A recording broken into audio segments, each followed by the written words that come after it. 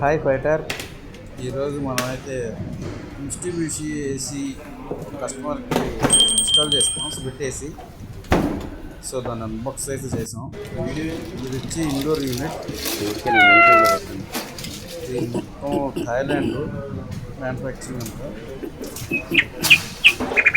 So 1.8 ఇది. So దాన్ని unbox చేసాం, అది మీకు చూపిస్తాను. మొత్తం కంపెనీ సీలే.